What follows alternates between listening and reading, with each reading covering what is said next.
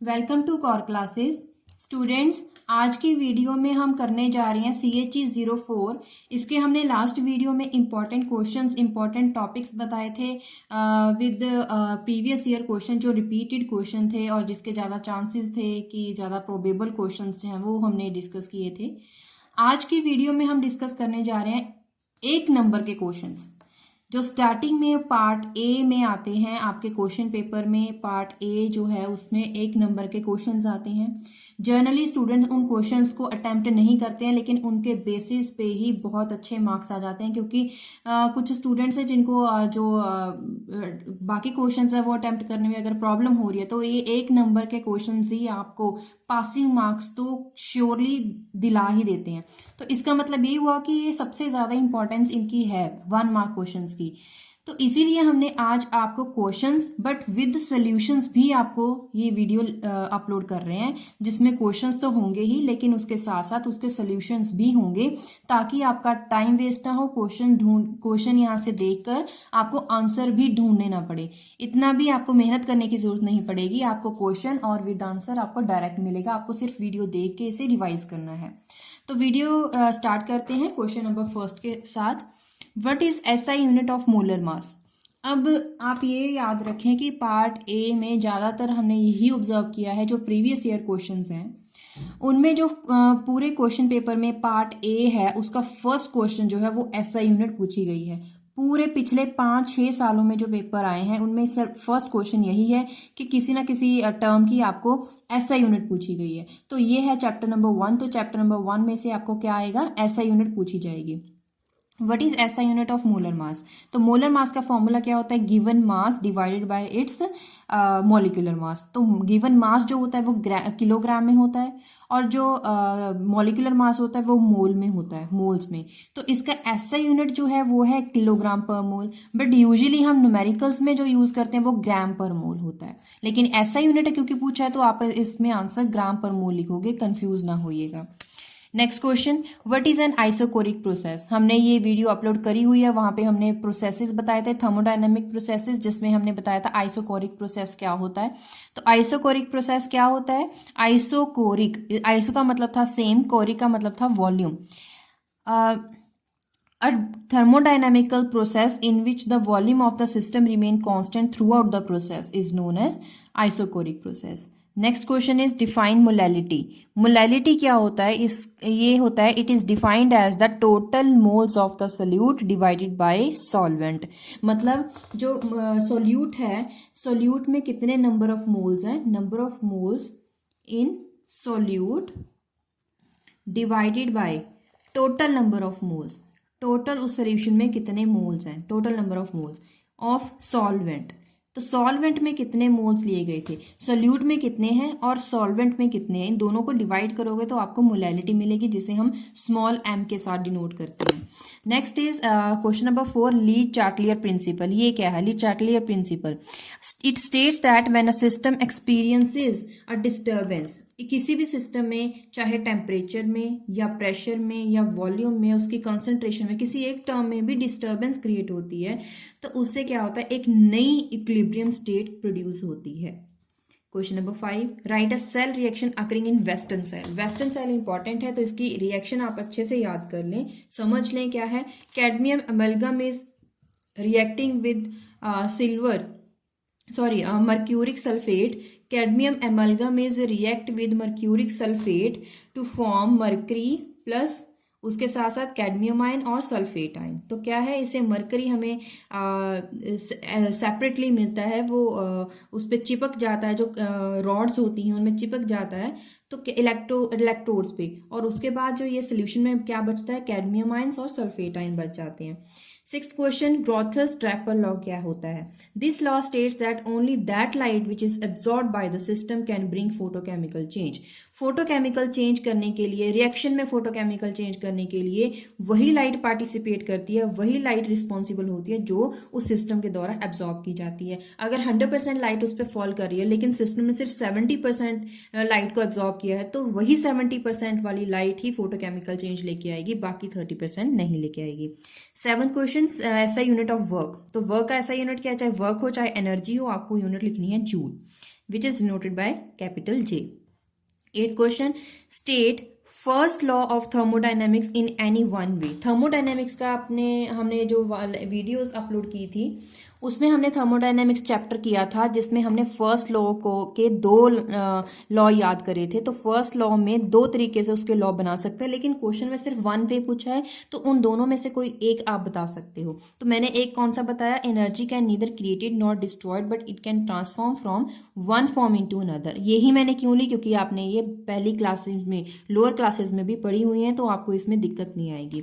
Next question, कोलॉश law आपको बताना है। कोलॉश लॉ क्या होता है, लेकिन आपको बताना है इंडिपेंडेंट माइग्रेशन ऑफ आइंस के बारे में। तो कोलॉश लॉ आपको इलेक्ट्रिसिटी जो प्रोसेस चैप्टर है उसमें से आपको मिलेगा। Equivalent conductivity of an electrolyte, equivalent conductivity of an electrolyte eight infinite dilution. जब इनफाइनाइट डाइल्यूशन हो जाती है, 100% डाइल्यूशन हो जाती है, तो क्या होता है, जो कंडक्टिविटी होती है उस इलेक्ट्रोलाइट के लिए वो किसके इक्वल होती है, sum of conductance of anions and anions. क्योंकि डाइल्यूशन होगी तो उसमें एनाइन और केटाइन रहेंगे, उन दोनों की कंडक्टेंस का सम करेंगे तो आपको इक्विवेलेंट कंडक्टिविटी मिलेगी। Next is Konovalov law. ये क्या होता है, नोवॉल्फ लॉ क्या होता है, this law states that in a vapor state over a liquid mixture, vapor state में क्या होता है, this is a high proportion of that component which when added to the liquid, जब liquid में add करोगे तो उसका vapor pressure increase करेगा than other components, उसी का vapor pressure increase करेगा। Next is Trotton's law। ये रूल क्या बताता है, all liquids can be expected to have similar standard entropy of vaporization। वो कितनी है, स्टैंडर्ड एंट्रोपी ऑफ वेपराइजेशन कितनी, 85 जूल पर केल्विन पर मोल। ये याद रखें, बहुत बार रिपीट हुआ है। Next is adiabatic process.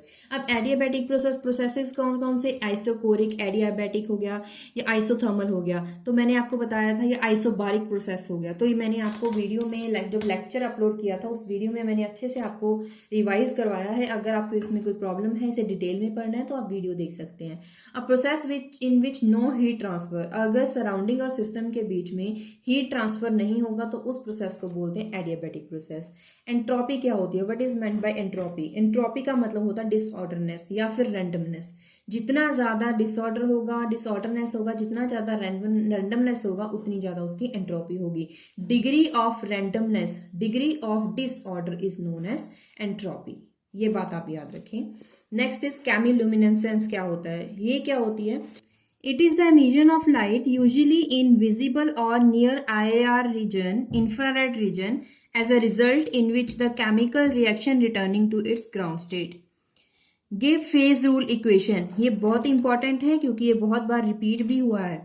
तो फेज रूल क्या होता है, it is equals to F is equals to C minus P plus 2।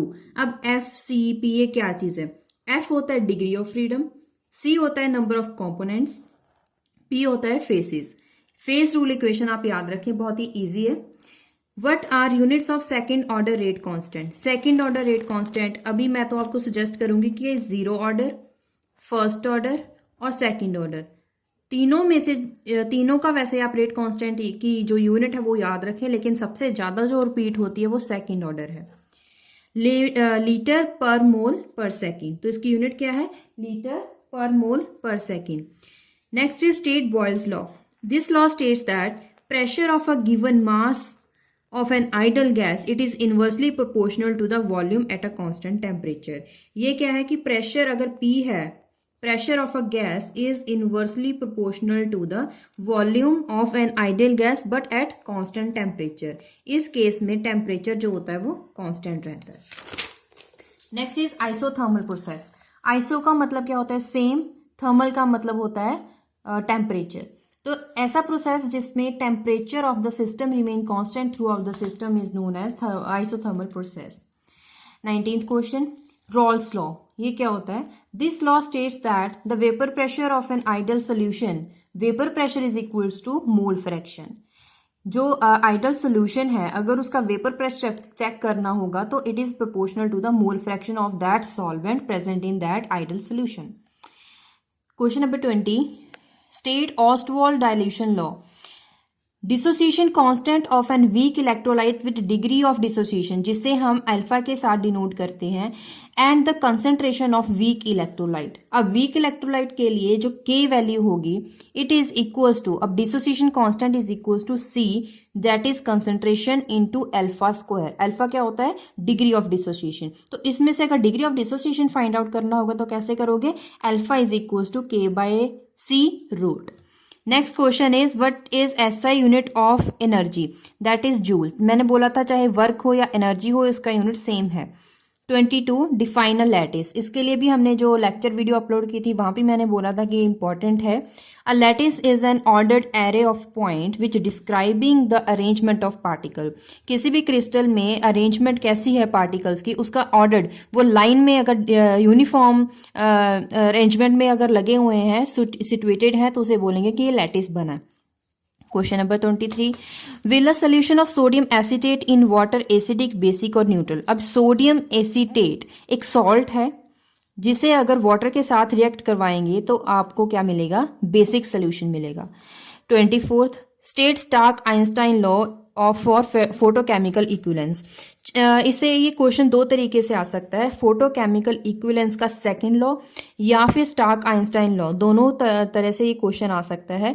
It states that each photon of light absorbed bye a chemical system only one molecule is activated for subsequent reaction. Reaction के through out जैसे जैसे step wise reaction होगी सिर्फ एक ही molecule activate होगा इन a chemical system. ऐसा unit of temperature, तो ऐसा यूनिट ऑफ टेम्परेचर क्या है? केल्विन, डिनोटेड बाय के। नेम द क्रिस्टल सिस्टम, मैंने ब्रेविया सिस्टम जो लैटिसेस के लिए 7 क्रिस्टल सिस्टम्स मैंने आपको बताए थे, ऑर्थो, रोहम्बिक, टेट्रागोनल, मोनोक्लिनिक, क्यूबिक, सारे जो साथ के साथ थे मैंने उसके लिए आपको ट्रिक भी बताई थी। मैंने वहां पे भी बोला था कि इनमें से कोई एक आ जाता है शॉर्ट क्वेश्चन में, उनमें से जैसे एक आया है कि A is not equal to B not equal to C, तो जो क्रिस्टल सिस्टम है उसमें तीनों साइड्स इक्वल नहीं है, दो एंगल्स अल्फा और जो गैमा एंगल है वो 90 डिग्री है, but beta is not equal to 90 degree. वो किस केस में होता है? मोनोक्लिनिक के केस में होता है।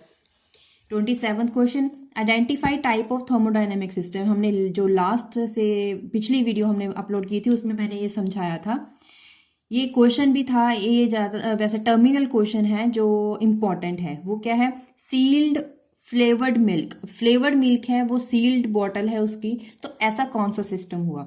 बॉटल्स चाहे सील्ड है लेकिन उसकी जो वॉल्स हैं उससे जो हीट है वो ट्रांसफर हो सकती है, इसका मतलब ये क्लोज्ड सिस्टम है। अगर ये सील्ड ना होता तो ये क्या बन जाता? Open system.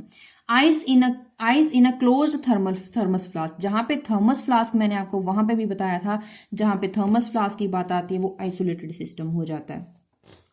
What do you mean by inhibition of a catalyst? Catalyst के जो एक्टिविटी उसे रोकने के लिए इनहिबिटर्स यूज करते हैं, उसे बोलते हैं, उस प्रोसेस को बोलते हैं इनहिबिशन।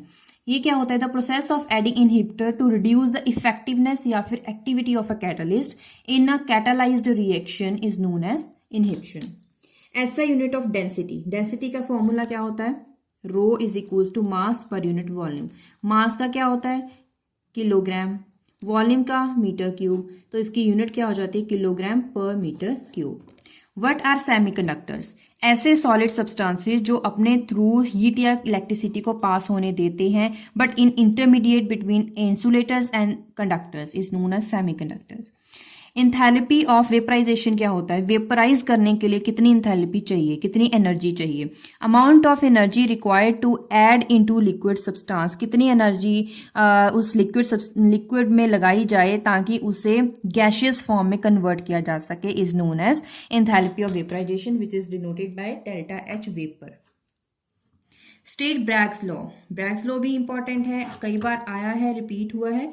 ये हमने जो वीडियो अपलोड की थी वहां पर भी हमने बताया था कि ये लॉ, इसकी अजम्पशन और इसके डेरिवेशन, ये लॉन्ग क्वेश्चन में भी आ सकती है, सिर्फ ब्रैग लॉ भी आ सकता है, सिर्फ अजम्पशन भी आ सकती है।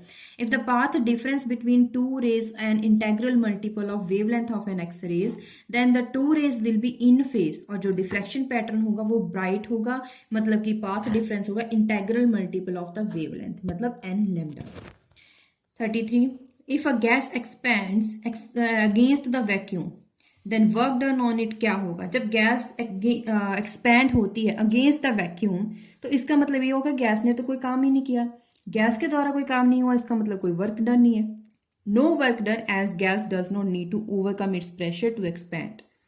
Name to experimental methods for measuring elevation in boiling point, वो कौन से हैं, ये बहुत ही इंपॉर्टेंट क्वेश्चन है। पहला है लैंड्सबर्ग्स मेथड, दूसरा है Cottrell methods. Next 35, name the photosensitiser in a photosynthesis process, वो फोटोसेंसिटाइजर्स का नाम क्या है, मैलेकाइट ग्रीन। मैलेकाइट ग्रीन याद रखें, ये इंपॉर्टेंट है। तो इसके साथ हमने 35 क्वेश्चंस यहाँ पे अटेम्प्ट किए हैं। ये मोस्ट इम्पॉर्टेंट क्वेश्चन है और उसके साथ साथ जो पिछले पेपर में रिपीट हुए हैं वो क्वेश्चंस हैं।